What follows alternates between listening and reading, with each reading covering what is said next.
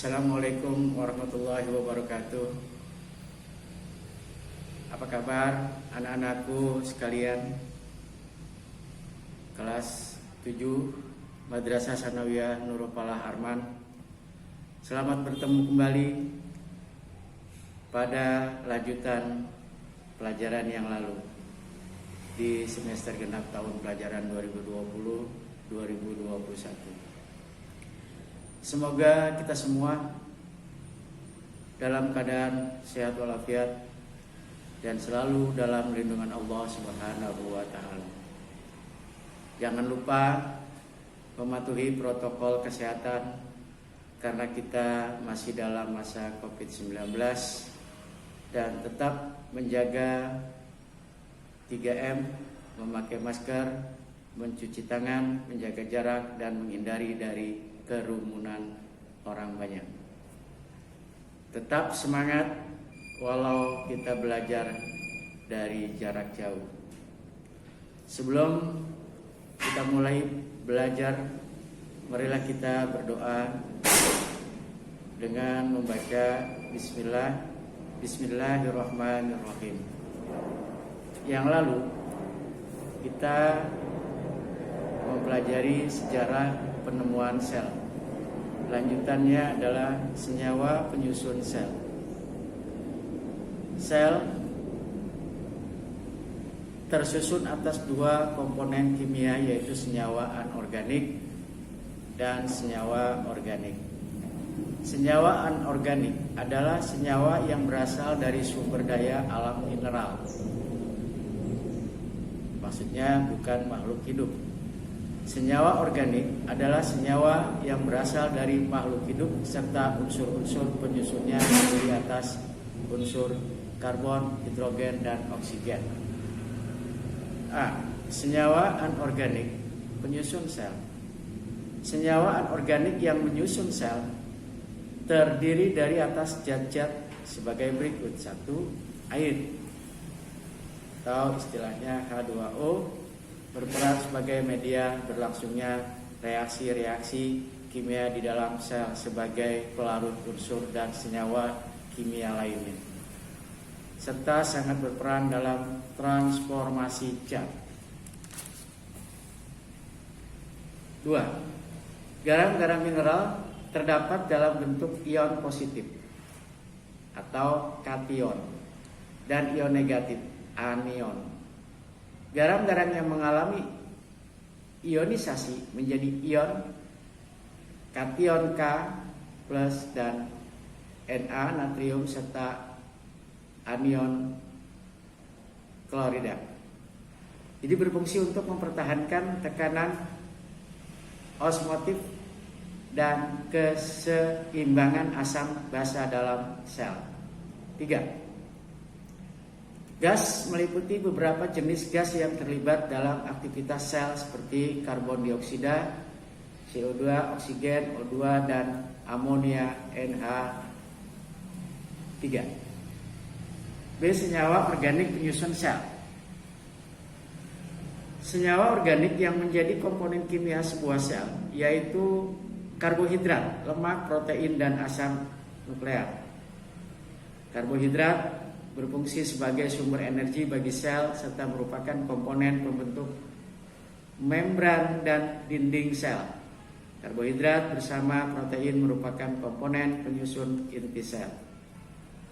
Protein. Di dalam sel, protein berperan dalam membentuk organel-organel sel, membentuk membran plasma bersama lemak dan karbohidrat, membangun jaringan tubuh dan regenerasi sel, serta sebagai komponen pembentuk enzim, hormon maupun antibodi.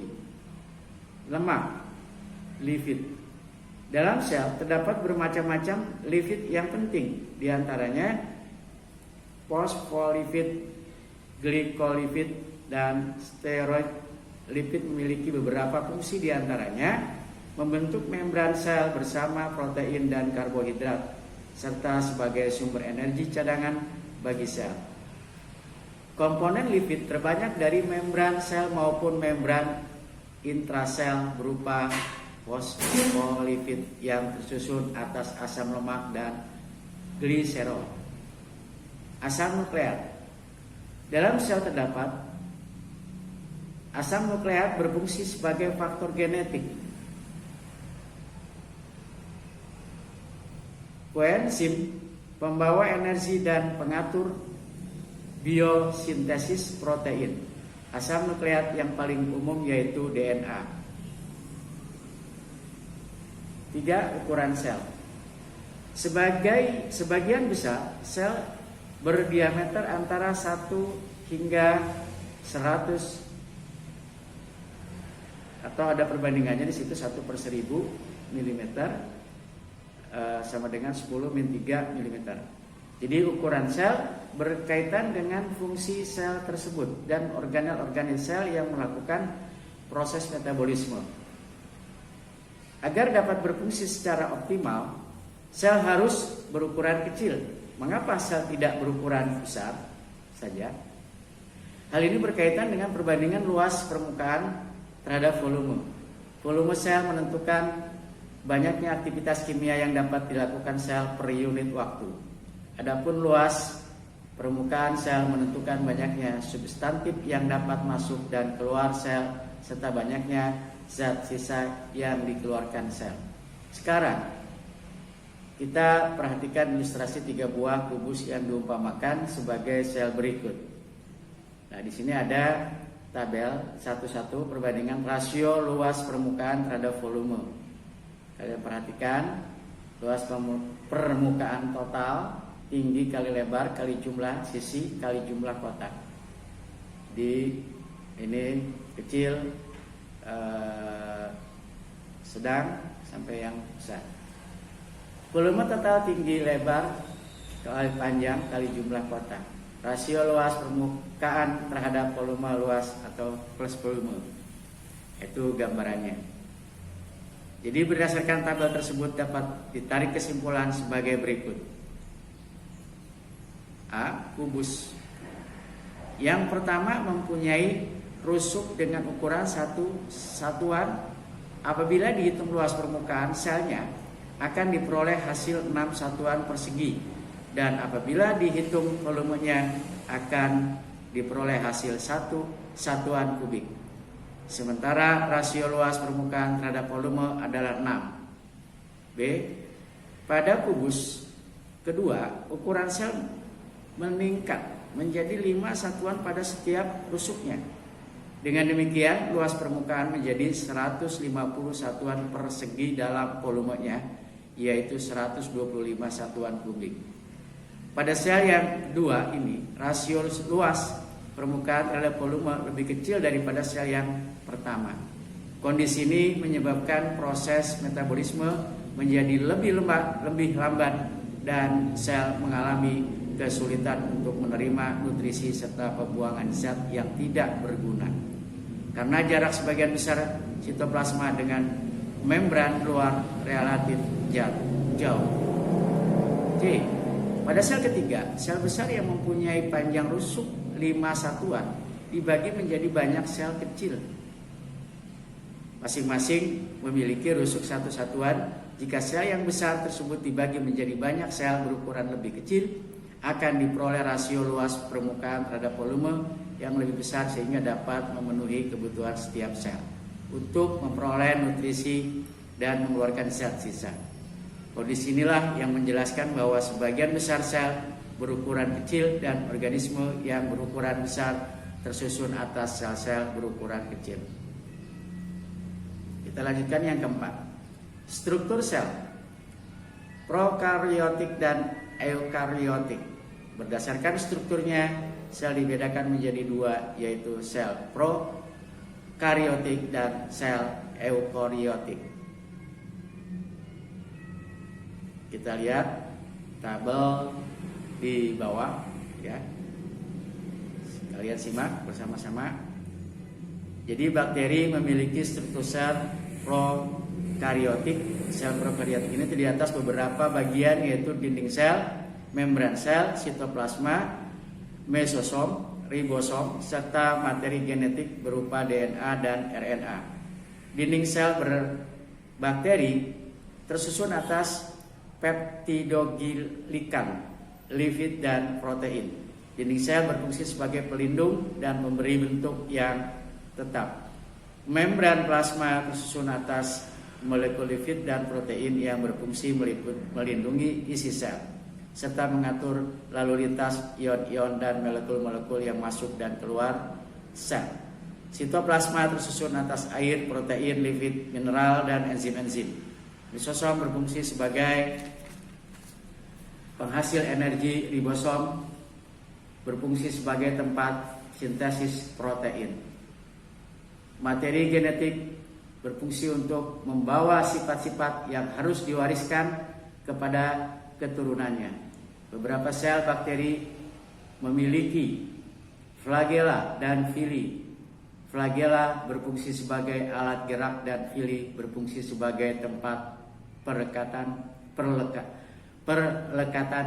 pada substrat.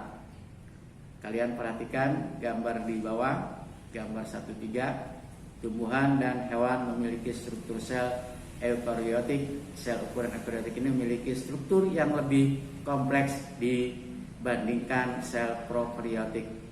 Kita perhatikan sel eukariotik hewan tumbuhan pada gambar 1.4 dan gambar 1.5. Berdasarkan gambar tersebut dapat diketahui bahwa bagian-bagian sel yang penyusunnya sel eukariotik sebagai berikut: dinding sel, membran sel, sitoplasma, organel-organel sel yang nanti terbagi lagi menjadi nukleus, retikulum, endoplasma, ribosom, dan badan Golgi, mitokondria, vakuola, kloroplas, lisosom, sentral. Yang kelima, alat yang digunakan untuk mengamati sel. Sel berukuran sangat kecil sehingga tidak dapat diamati menggunakan mata secara langsung. Oleh karena itu, diperlukan mikroskop untuk mengamati sel. Mikroskop merupakan alat optik yang memungkinkan mata manusia untuk mengamati objek mikroskopis atau objek berukuran sangat kecil dengan bantuan rangkaian lensa yang dapat memperbesar bayangan objek tersebut. Nah, sekarang bagaimana cara mengamati sel menggunakan mikroskop? Untuk mengetahuinya, kalian pindai QR kode berikut.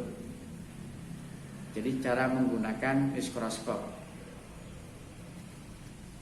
Tolong dilihat juga di YouTube yang lainnya. 6. Perbedaan sel hewan dengan sel tumbuhan. Sel tumbuhan memiliki beberapa kekhususan yang tidak ditemukan pada sel hewan. Kekhususan tersebut diantaranya terlihat pada ciri-ciri yang terdapat pada tumbuhan. Tumbuhan tidak mampu melakukan pergerakan bebas seperti hewan dan bersifat menetap serta kaku. Tumbuhan mampu menyintesis makanan sendiri, sedangkan hewan tidak. Perbedaan ini jelas menggambarkan bahwa komponen penyusun sel pada tumbuhan berbeda dengan komponen penyusun sel pada hewan. Perbedaan tersebut berkenaan dengan keberadaan organel-organel sel, yaitu dinding sel, vakuola, kloroplas, dan sentriol. Untuk mengetahui perbedaan antara sel hewan dengan sel tumbuhan, pindai lagi QR kode berikut di bawah ini. Perbedaan sel hewan dengan sel tumbuhan. Berdasarkan alamat website tersebut, kalian telah mengetahui perbedaan antara sel tumbuhan dengan sel hewan. Nah, untuk menambah pemahaman kalian tentang sel tumbuhan dan hewan, kita memang ada beberapa melakukan kegiatan. Tetapi kegiatan ini kalian coba dulu sendiri untuk sel tumbuhan dengan sel hewan. Di situ ada praktikum. Jadi dari hasil praktikum kamu amati, kamu baca secara seksama. Sekian materi kita kali ini. Nanti uji kompetensinya saya minta dikerjakan di bukunya 1 sampai soal nomor